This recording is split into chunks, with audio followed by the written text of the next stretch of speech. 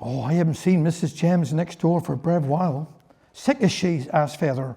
No, replied Mother. Washing she was yesterday.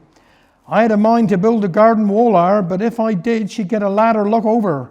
Can't keep she out. Our old man is dead and buried up, so that's the end of he. Yes, says Mother, and 'twill be the end of we too, if we'd have lived long enough. Old Sire Trenier had a lucky escape from she. Been courting her for 15 years, 'cause she wouldn't be married in church, and he hated chapel. Now we got a housekeeper to keep him warm. I shall never forget when she did marry Dick James, he used to hack up her garden and put in few tedders before they got itched. He told me all about him down the tool house. Her mother, what used to live with her, was pretty sick in bed, and Dick was invited to go up and see her. Oh, you're looking awful, said Dick, but cheer up, you'll soon be in a better place. I don't want to go, she replied. Camborne is good enough for me. What about it, continued Dick. Who's going to look after he when Mother's gone? I don't know, replied Lizzie, peeping out from behind the handkerchief she was holding up to her face. Upon that, Dick said, I caught hold of her, and she said, yes, I believe I will. Next day he went down to see the parson to put up the banns. Well, said the parson, I suppose you know what you're doing. Yes, replied Dick, but I won't get married before she know what she's doing. Nice little house and all. When the great day arrived, Dick was in next door an hour before it was time to go church. Helping her get ready.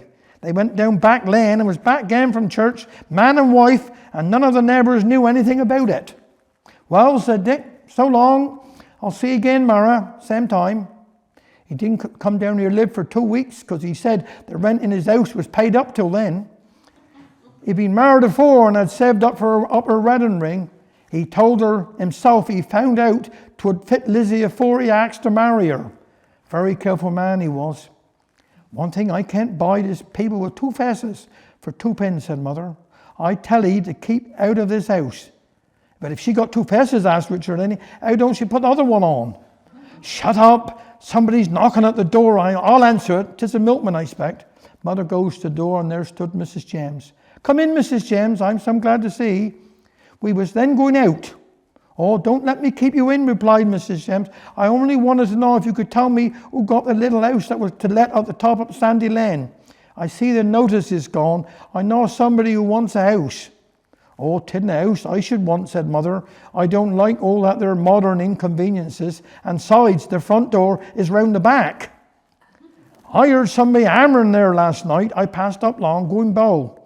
I looked in through the window. There was a man trying to drive a nail in the wall, and the head up against the wall and striking to the point with his hammer. Turning round, he saw me and shouted, I've tried and tried, but I can't drive him in. No wonder, says I. I've got no sense. That nail is for the opposite wall. Oh, so it is, said he.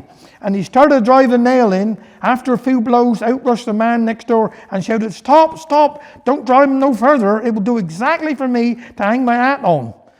Of course, it's what they call a lath and plaster wall. Well, we're going magic lantern, said Mother, and I hope you haven't left the fire out. Good night and mind the step. That's that one.